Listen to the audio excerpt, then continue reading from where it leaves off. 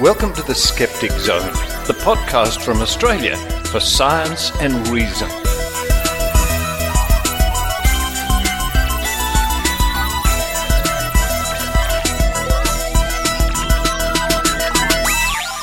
Yes, it's the Skeptic Zone podcast episode number 572 for the 29th of September 2019. Richard Saunders here with you from Sydney, Australia. Coming up on this week's show, no aliens were set free at Area 51. What a shock. You may have heard that people did gather at Area 51 and the surrounding locations for this Storm Area 51 event, which sort of happened a little bit around the fringes there, sort of. Didn't see any released aliens, but never mind. We're going to chat to Ben Redford about the fiasco flop that was Storm Area 51, coming up at the top of the show. Those poor aliens will just have to wait for another time.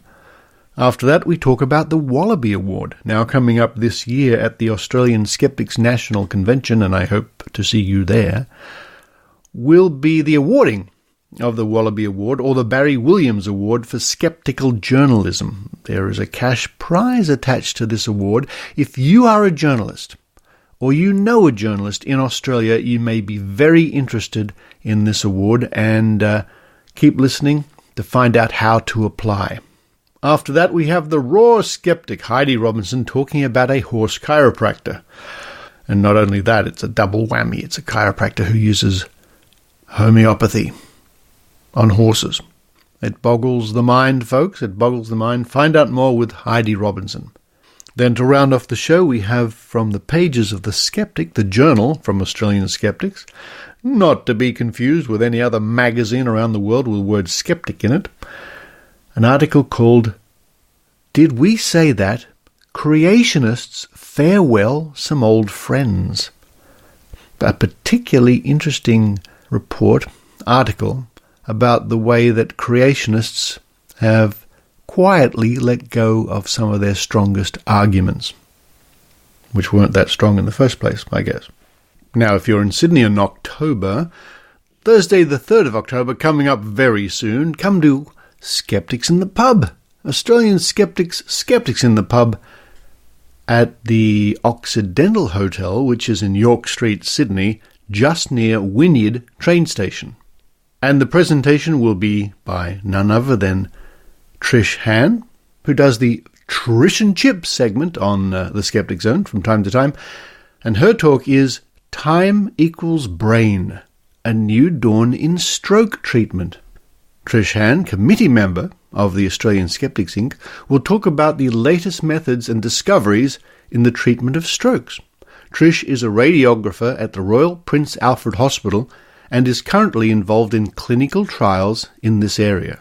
And of course, Sydney Skeptics in the Pub is normally the first Thursday of the month from 6 p.m. at the Occidental Hotel. And if you can make it along, that would be great. Come up and say hello. More information, look for the link in this week's show notes. Now, October the 1st, Tuesday, October the 1st, Maynard's Movie Night, Flying High. And this will be at the Red Bar, which is upstairs at 36 Glebe Point Road in Glebe, from 7 p.m. And that's not far from the Broadway for those people in Sydney. Tickets are only $10. Link in this week's show notes, or just go to tinyurl.com/FH Maynard. Flying High with Maynard. Hope to see you there. Well, that's all from me at the moment. It's time for me to run downstairs. Run downstairs. Why not have a traditional breakfast of Vegemite toast? Why not? Followed by coffee, or maybe some coffee first. While I do that, I hope you enjoy the Skeptic Zone.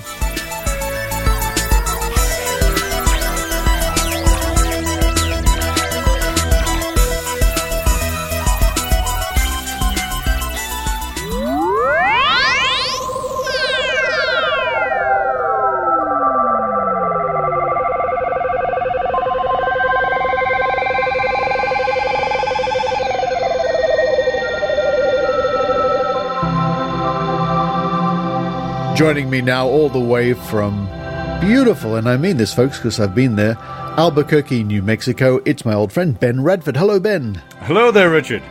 Hello. Now, I don't think you made the effort to go to Area 51, but some people did. Can you give our listeners a quick update on that bizarre situation? The fiasco. Yes, I know whereof you speak. I have been to Area 51. It was several years ago, and I certainly didn't do it for part of the recent Storm Area 51 movement, which because I'm sensible. Nor did I show up for the later alien stock, which became a fiasco. But yes, so as just to remind people what happened. So there was a June 27th Facebook basically joke titled "Storm Area 51." So this guy on Facebook decided that he wanted to, hey, they can't stop all of us. Let's all run towards Area 51, the military base, and see what happens. This was, of course, a bad idea. And soon he admitted, no, it was all a joke. I didn't really mean it. The military was not impressed by this idea. So then it sort of became transformed into, so a few weeks after that, someone said, okay, well, we already have all this interest in it. People are already talking about the Area 51 thing. Let's have a festival. Let's have alien stock.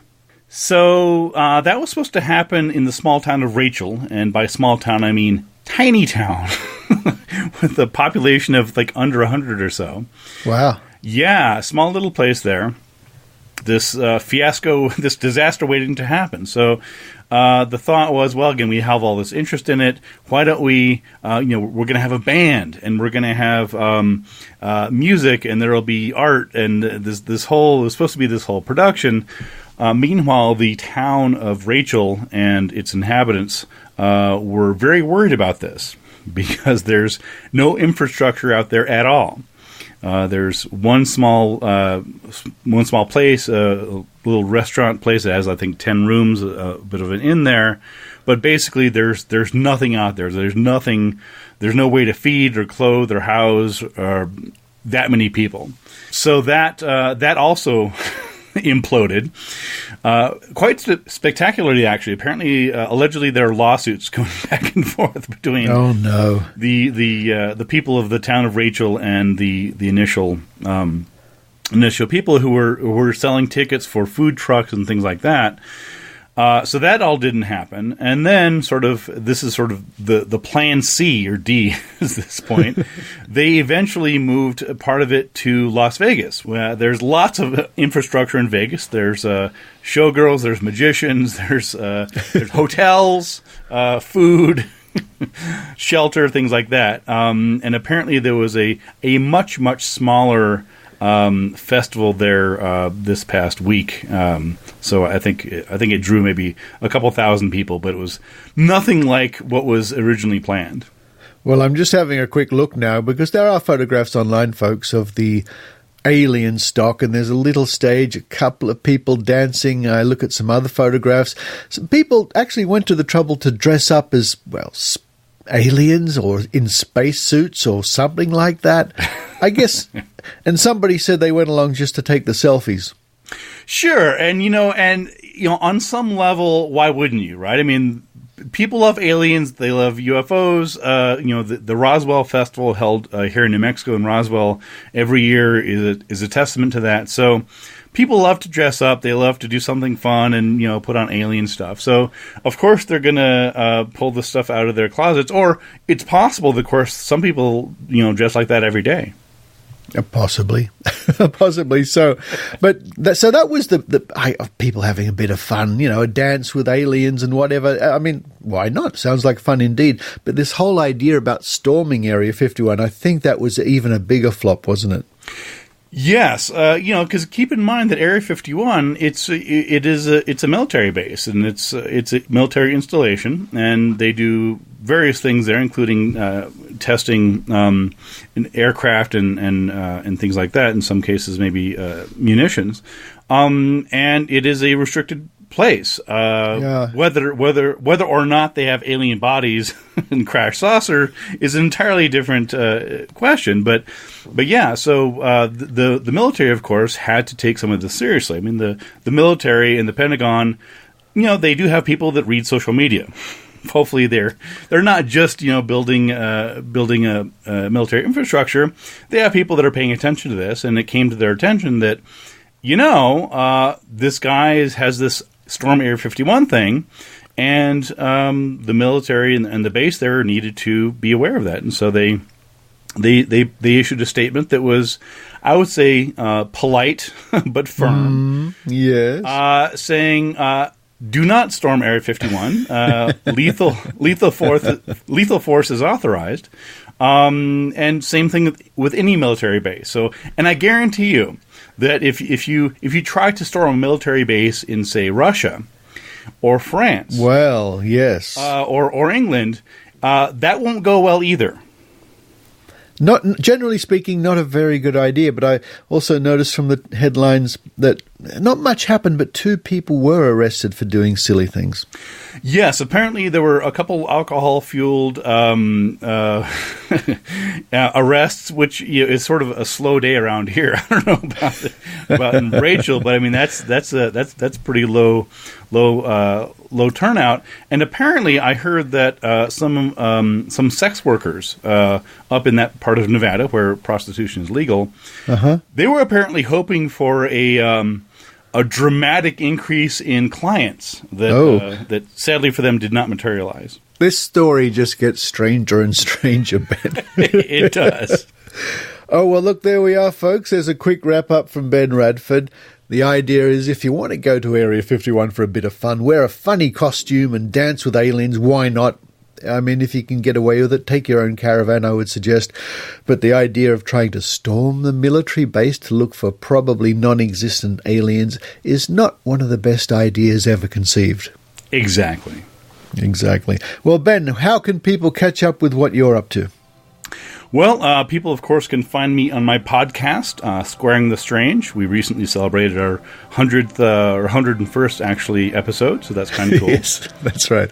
I'm around and about. I was recently on a TV show with Josh Gates called Expedition Unknown, which chronicled our investigation in Puerto Rico into the chupacabra. Oh, right. My favorite monster. Yeah. Great. Okay, folks, lots of opportunities. I'll link to you, Ben, in this week's show notes. But for now, until the next time we contemplate storming Area 51, Ben Redford, thank you very much. Thanks a lot.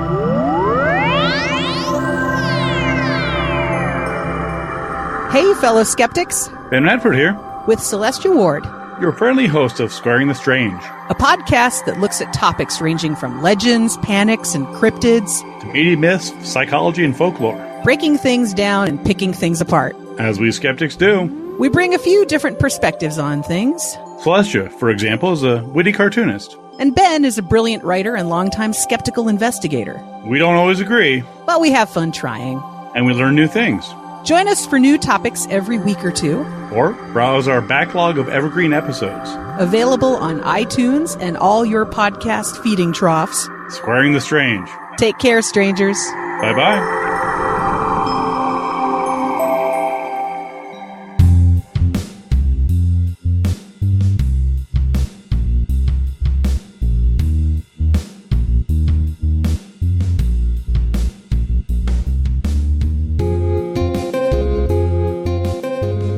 Here's an announcement from the Australian Skeptics at skeptics.com.au. Australian Skeptics calls for nominations for Media Prize. By Tim Mendham, published on the 26th of September. Australian Skeptics Inc. is once again offering an annual award for the best piece of skeptical journalism. The Barry Williams Award for Skeptical Journalism recognises the best piece of journalism in any medium that takes a critical and skeptical approach to topics that fall within our remit, which is the scientific investigation of pseudoscience and the paranormal. It is awarded annually, with a citation and a $2,000 prize. The first award was given in 2018 to News Limited journalist Jane Hansen for a series of pieces on the anti-vaccination movement and the no jab, no pay/play legislation. A panel made up of experienced award-winning journalists across differing media has been put together to review entries. The award is named for the late Barry Williams, past president and executive officer of Australian Skeptics Inc., who was a regular on the Australian media. The award is nicknamed the Wallaby, in memory of Sir Jim R. Wallaby, the regular nom de plume Barry used for his more whimsical editorial pieces. Tim Mendham, executive officer of Australian Skeptics Inc. and the editor of the journal The Skeptic, said, quote, "We are calling for nominations for the 2019 Wallaby from skeptics, the public and the media. Journalists can nominate their own work. It would normally be given for one piece or a series used in print, TV, radio or online, produced in Australia." End quote. The item or items nominated should have been published between November 2018 and October 2019, inclusive. Nominations should be sent to the editor of The Skeptic at editor@skeptics.com.au or send hard copies to Australian Skeptics, P.O. Box 20, Beecroft, New South Wales, 2119. Deadline is November 1st, 2019. Tim Mendham said that the key issue would be the nature of a skeptical piece of journalism. Quote, "Should it take a debunking stance or more general critical thinking approach? Personally, I would prefer the second. The piece takes a critical investigative approach on the topic, though I must admit I might have concerns if a piece came down in favour of the outer fringes of woo. My view is that we should certainly not be rewarding a puff piece for either side of the argument. Serious journalism only need apply." End quote. The Wallaby will complement the Skeptics' other awards, which include the Bent Spoon, which goes to the perpetrator of the most preposterous piece of paranormal piffle, as well as the more positive Skeptic of the Year and the Thornett Award for the promotion of reason. The latter goes to a member of the public who mightn't have anything to do with the skeptical movement. Both the Wallaby and the Thornett Awards include a $2,000 prize. The recipients of these awards are traditionally announced at the gala dinner at Skepticon, the Skeptics' annual national convention, which this year will be held in Melbourne on December the 7th. More details can be found by going to skeptics.com.au or following the link on this week's show notes.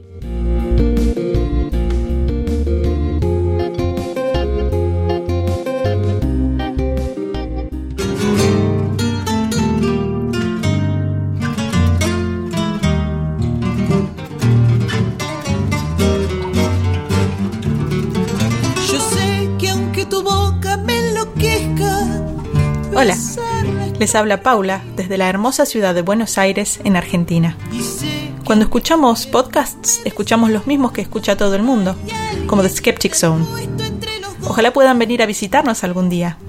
Los esperamos con nuestras riquísimas comidas locales y hasta podemos ir a bailar un tango. Mientras tanto, sigan disfrutando de su dosis semanal de ciencia y pensamiento racional. ¡Chao!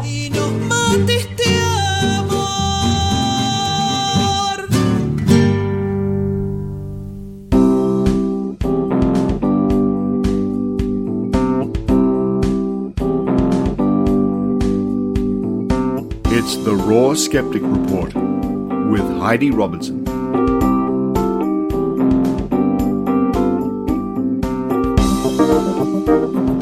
Hello everyone, Heidi Robertson from the Northern Rivers Vaccination Supporters. This week, a story hit the news online. It was all over the internet in various different publications, and I got nothing. I'm just going to read it out and you can see for yourself. Here we go. September the 19th, 2019, Queensland healer sold water as Hendra vaccine in the canberratimes.com.au by Warren Barnsley. A Queensland chiropractor-turned-alternative healer sold bottled water as a vaccine for the deadly Hendra virus. Peter Lindsay Esdale also claimed the water could treat chickenpox and German measles, while another product he promoted could relieve snake bites, herbicide and pesticide poisoning and paralysis tics. Esdale, who worked as an equine chiropractor in Warwick, east of Brisbane, relabelled the water by hand and sold it for $35 a bottle to a buyer in January 2013. A number he wrote on the bottle was said to be a potency rating. And just as an aside here, I did read another article where he was quoted as saying that the mere act of him writing the potency rating, which was 200C, meant that the bottled water was automatically infused with these magical qualities. So there you go, just keep that in mind. And we go on. He marketed it as safe and effective and better than the recommended Hendra virus vaccine because it was non-toxic. Quote, "Doesn't matter whether you give it to a horse or yourself. That should give you the protection you need." End quote, he said in a video on his Equine Energy website in mid-2015. Esdale came under the microscope of health authorities in late 2015 after calling himself a chiropractor despite surrendering his registration to practice in the field several months earlier. He later admitted that there was nothing in the product apart from water and it had not been clinically tested. The only evidence he gave of its effectiveness was his own word. In his defence, he said claims the water was ineffective were unproven by any authority with expertise in energy healthcare. So, quote, "I propose that the argument is totally invalid until we are able to demonstrate my claims," end quote. Esdale poses serious risk as a health practitioner because of his false claims, the Queensland Civil and Administrative Tribunal ruled this week. Quote, "These claims put the public at risk from unvaccinated horses who may contract the virus upon their owner's reliance on Mr. Esdale's alternative product," end quote, Judge Suzanne Sheridan said in her judgment. Esdale has been prohibited from advertising, promoting and supplying any remedy, vaccine or treatment not endorsed by science-based medicine. And that's the end of that article. I don't know what you think, but one of my first thoughts on reading it was, well, why can't we now go after the other homeopaths who are selling homeoprophylaxis to parents for their children to supposedly protect them against all of these infectious diseases? This is quite a common practice in the region I live, in northern New South Wales. It happens under the counter. We know that it happens. It's not advertised because they're not allowed to advertise it. But we do know that it happens, and parents are therefore giving their children essentially bottled water or sugar pills with no active ingredients in the belief that it is protecting them against serious infectious disease. Now, this Peter Esdale has just been found to be a risk to the public. Why can't we do the same with the homeopaths that are distributing homeoprophylaxis? Now, I know the homeopaths will just come back and say, well, mine's not bottled water. Mine has been, banged against a Bible 200 times and diluted 50 gazillion times and still retains the memory of the original ingredient and therefore works. But, I mean, really, if it were to be lab tested and found that there was no active ingredient in it, how is that different to this case? Obviously, I'm not a lawyer. There might be something very obvious that I'm missing here. But it was just interesting to me. That was one of the first things that popped into my head. Anyway, that's all I've got for you this week. It's probably more than enough. Thanks for listening. And until next time, this has been Heidi Robertson from the Northern Rivers Vaccination Supporters. And as usual, you can find us on Facebook at Northern Rivers Vaccination Supporters. Give us a like there. And we're also on Twitter.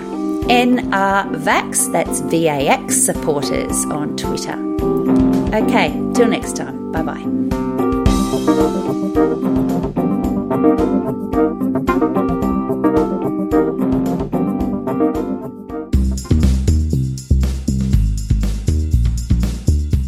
Skepticon 2019, the Australian Skeptics National Convention, will be in Melbourne from the 6th to the 8th of December. We have an impressive speaker lineup, including the Skeptics Guide to the Universe, Dr. Steve Novella, Jay Novella, Cara Santa Maria, Bob Novella, and Evan Bernstein. Also, Susan Gerbeck from Guerrilla Skepticism on Wikipedia. And many other international and local guests, including Joe Thornley, the host of Zealot, a podcast about cults, and an author of a book by the same name. Skepticon includes a trivia night on Thursday the 5th of December to test your skeptical knowledge. For more information about the event, the speakers, and how to buy tickets, visit skepticon.org.au or follow the link in this week's show notes.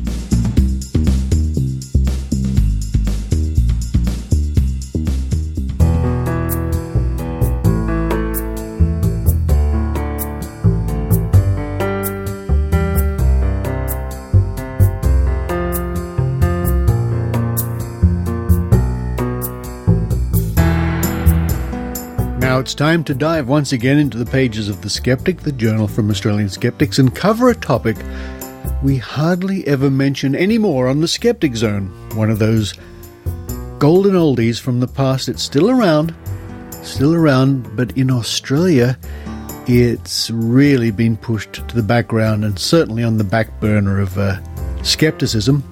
That is the topic of creationism. And in the early days of Australian skeptics, it was a huge concern. And many skeptics fought long and hard to curb the influence that creationists had on the education system.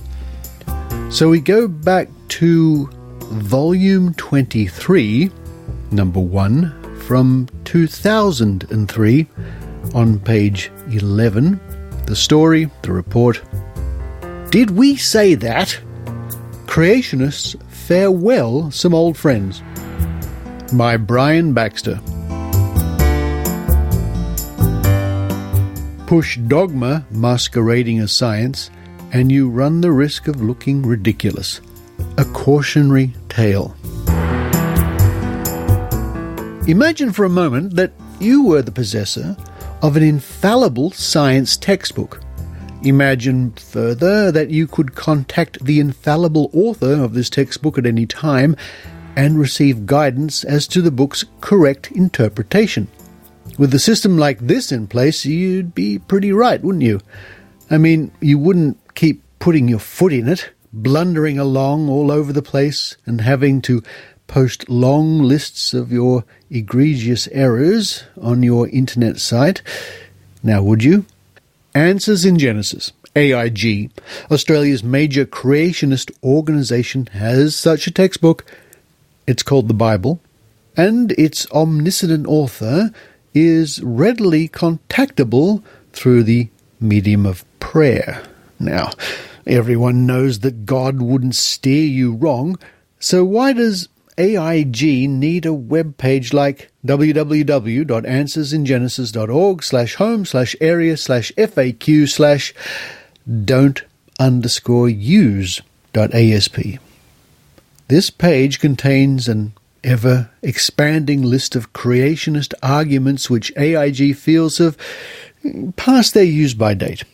These are divided into arguments which should definitely not be used, 26 of these as of February 2003, and a further 10 arguments which are doubtful, hence inadvisable to use. AIG seem to think that its credentials as a respectable scientific research body are significantly improved by the admissions of past error. After all, evolutionists continually revise their theories because of new data, so it should not be surprising or distressing that some creationist scientific theories need to be revised too. Barley, Charlie. There is no comparison between the constant refining of established scientific theories and AIG's devastating attack on its own past. As will be seen, science may be pruning the roses, but AIG is taking a chainsaw to its whole garden. With our list of X-arguments in hand, let us revisit some creationist publications and conferences of earlier times and see if anything has been left standing. The rise and fall of moon dust. Until 1997, AIG was known as the Creation Science Foundation, CSF, and its flagship magazine was called Ex Nihilo, now entitled Creation. If we look through Ex Nihilo of February 1984 and chop out the bits dependent on abandoned arguments, this august journal looks like the puppies have been at it. Out goes the Ordovician Hammer report, including a photograph of the hammer found in 400-million-year-old rock. According to AIG's current thinking, items such as gold chains found in coal are henceforth to be treated with reserve, bordering on disdain. Moon dust also got a run in this issue, although AIG was already beginning to back away from this argument. Its current position is that, for a long time, creationists claimed that the dust layer on the moon was too thin if the dust had truly been falling on it for billions of years. But early estimates of dust thickness were wrong. So the dust layer thickness can't be used as proof of a young moon. Paluxy footprints. All references to original scientific research in Paluxy River in Texas revealing human footprints in the same rock stratum with dinosaur tracks also have to go. Here, though, AIG wants to save something from the wreck. Some prominent creationist promoters of these tracks have long since withdrawn their support. Some of the allegedly human tracks may be artifacts of erosion of dinosaur tracks. But they're not giving in without a fight. However, there is much evidence that dinosaurs and humans coexisted.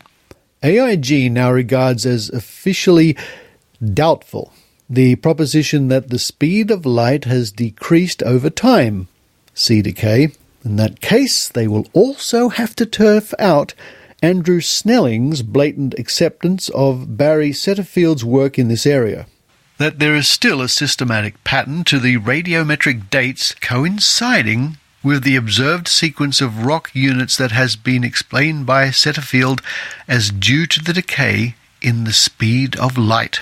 And before we leave the February 1984 issue, does AIG still seriously maintain that Aboriginal Australians practice a large number of Jewish customs, retaining traditions of creation, Noah's flood, and the Tower of Babel? Perhaps this offensive argument is one more that they could add to their list. Collapse of canopy. None of the other ex nihilos I looked at fared much better than the previous example. The October 1984 edition featured recent dinosaur sightings in the Congo, now presumably related to the Paluxy status. Paluxy itself was pushed to the limit by CSF luminary Ken Ham. Research by creationists such as Dr. John Morris, Dr. Clifford Wilson, and Dr. Carl Bow has established that there are human footprints that cannot be carvings. Oh dear. Not only has Paluxy gone, but so has Carl Bau. AIG's position on Bau is that he's well-meaning, but he unfortunately uses a lot of material that is not sound scientifically, so we advise against relying on any evidence he produces. Back in 1984, Ken Ham's article burbled happily along, telling us all about the aftermath of the deluge, when the water canopy in the Bible implies existed around the Earth's atmosphere up to the time of Noah's flood was gone.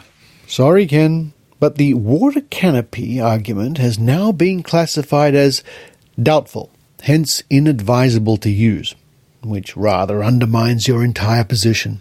Ham proceeded to identify Job's Leviathan as having been some form of fire-breathing dragon, and asserted that it could even be true that the Loch Ness Monster, if Nessie really exists, is a variety of plesiosaur. Again, the plesiosaur is persona non grata at the moment, with the dead one allegedly found near New Zealand, actually the decayed carcass of a basking shark, also on AIG's hit list. After the required excisions, this issue of Ex Nihilo now resembles a piece of Swiss cheese. Perhaps we should toddle off to a creationist conference or two in the hope of discovering some infallible truths. Light relief.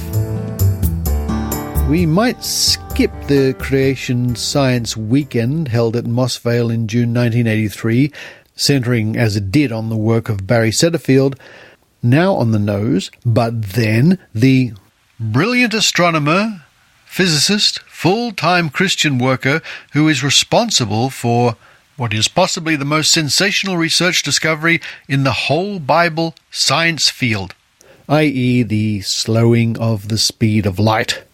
Unfortunately, we'll also miss a showing of the film Footprints in the Stone, set around the Paluxy River, a fast-moving documentary which shatters the widely taught geologic table of evolution. Surely we'll have better luck at the CSF Summer Institute held in Melbourne during January 1985. John Mackay, shortly to become a CSF unperson, kicked off proceedings by asking the question, "Can science investigate the past?" Briefly answered Mackay, "The answer is no." Perhaps this is an infallible truth, as it does not appear on AIG's dump list, but the audience may as well have gone home after this, so replete was the conference with now discarded creation arguments. Clifford Wilson banged on about Paluxy, while Barry Setterfield told everyone about sea decay and moon dust. Another pointed to a young creation. It's the same story with most creationist conference reports, dating right back to the 1970s. Most of these theories are really more like wild surmises, in which a momentary surprising observation is rapidly exaggerated out of all proportion to its significance. Audience at these lectures and seminars wasted huge amounts of time and money listening to pseudoscientific ideas with very brief half-lives. Gish and the Second Law. A case in point is Dr. Dwayne Gish's lecture tour of Australia in 1975. Gish was, at that time, Associate Director of the Institute for Creation Research in California, and his visit was organized by the Evolution Protest Movement, a precursor of CSF/AIG. A key element of Gish's argument on this and many subsequent occasions was the second law of thermodynamics. Gish maintains that evolution is less scientific than creation because it contradicts some of our best established natural laws. If the particles to people evolution theory is true, matter must have the inherent ability to self-organize into even higher and higher levels of complexity. The second law of thermodynamics, one of the basic laws of science, describes just the opposite tendency. All natural, spontaneously occurring processes result in a loss of order. The universal tendency is to go from the complex to the simple, from order to disorder. Evolution would require just the opposite. Creationist bodies elaborated the argument over the years so that the second law was postulated as having begun to operate when Adam and Eve fell from grace in Eden. But guess what now appears on the AIG's Definitely Don't Use These Arguments list? The second law of thermodynamics began at the fall. This law says that the entropy, disorder, of the universe increases over time, and some have thought that this was the result of the curse of God on Adam and his heirs and humanity. However, disorder isn't always harmful. An obvious example is digestion, breaking down large, complex food molecules into their simpler building blocks. A less obvious example to laymen might be the sun heating the earth. Finally, all beneficial processes in the world, including the development of the embryo to adult, increase the overall disorder of the universe, showing that the second law is not inherently a curse. This concession cuts a swathe through the content of innumerable creationist lectures and conferences. Although the above is a variant on Gish's long discredited argument, the creation message has always been that A, there was nothing good about the second law, and that it involved inevitable decay, and B, that its operation entirely precluded the process of evolution. AIG supporters cling fondly to their pet theories. A recent issue of Creation refers to readers pining for their old moon dust argument. And they'll be howling at the moon for this one. Gish also regularly claimed that transitional forms proposed by evolutionary theory were non-existent, as gaps between the higher categories of plants and animals are systemic. This situation directly supported creationist theory and contradicted evolution. AIG is now backing away from such claims at the speed of light, or at least a decayed version of it.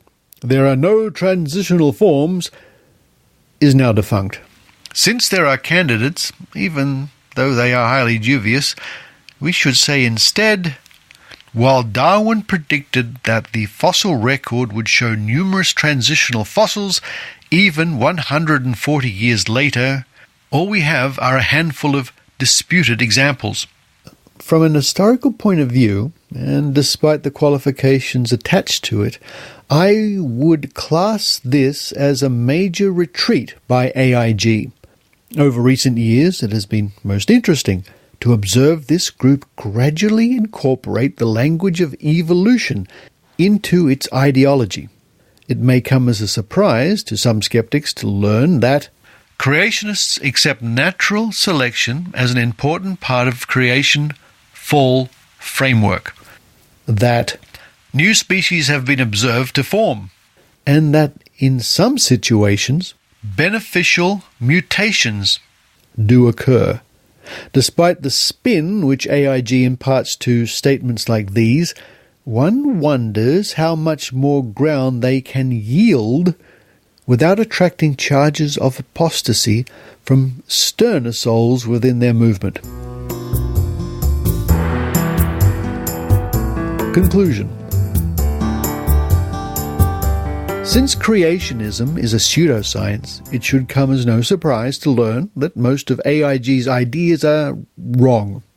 However, it is a little surprising to see the group carefully gathering its gaffes together and posting them on the internet.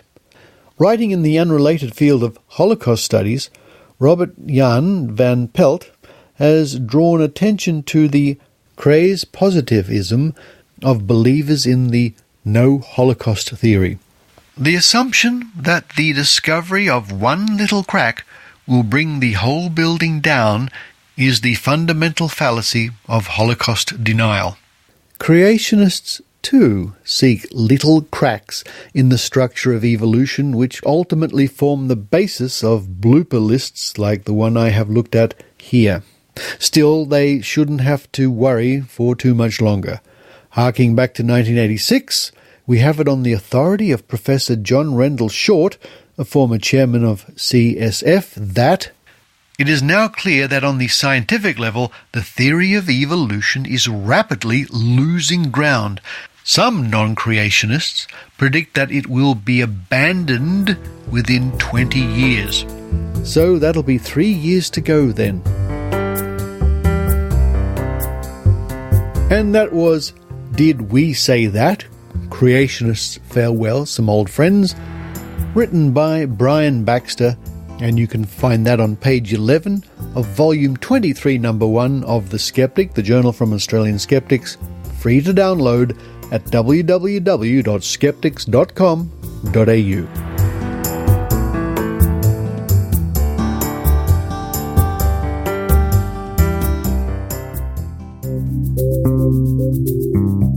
The Skeptic Magazine, the journal from Australian Skeptics. Subscribe online to the world's second oldest skeptical magazine. Visit www.skeptics.com.au and click the publications link. You can also find there over 30 years of back issues free to download. The Skeptic, the magazine from Australian Skeptics.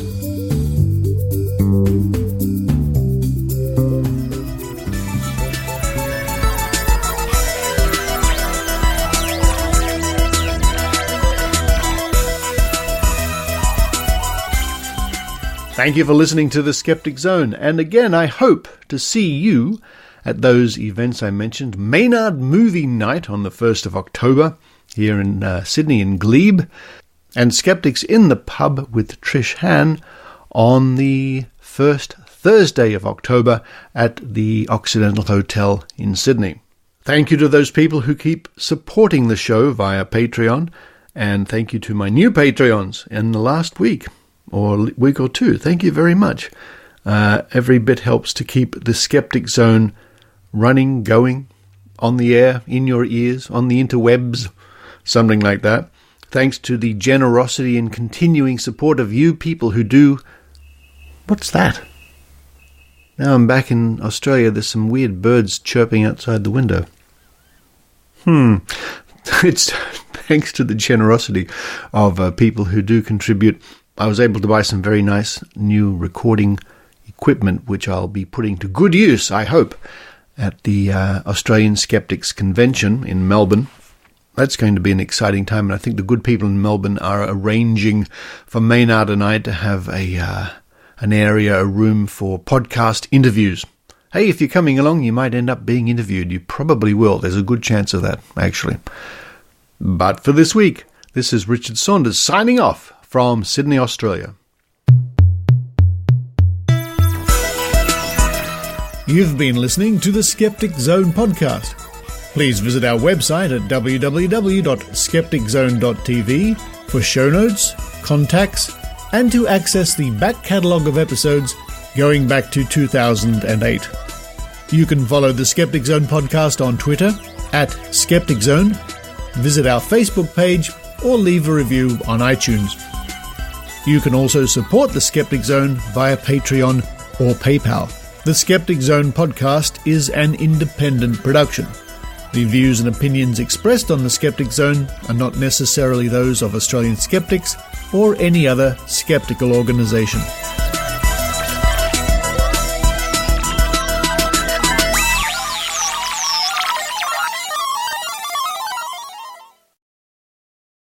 Hello to the afterthoughts. The people who listen after the music haven't done this for a little while. It's the old use your psychic predictive powers, or dumb luck, to guess the roll of a 10-sided die. This is a nice one. It's sort of translucent orange. Orange. Oh, there's that bird again. Whatever. All right. So, for those of you who haven't played before, I'm going to roll this D10, 10-sided die 10 times. No, I'm not. 3 times. 3 times. And see how you go. See, you've got a 1 in 1,000 chance of guessing all 3 numbers correctly. Give it a shake.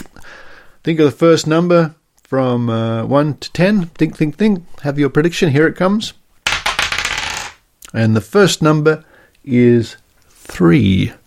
Where's my Skeptic Zone pen? I'm going to write this down on this bit of Skeptic Zone paper here. 3. All right. Next number. Here it comes. 5. All right. 3, 5. Last one. Last number is, another 5. I wonder if people use this as the basis of their PIN codes or something. 3, 5, 5. If you got that, you beat odds of 1,000 to 1.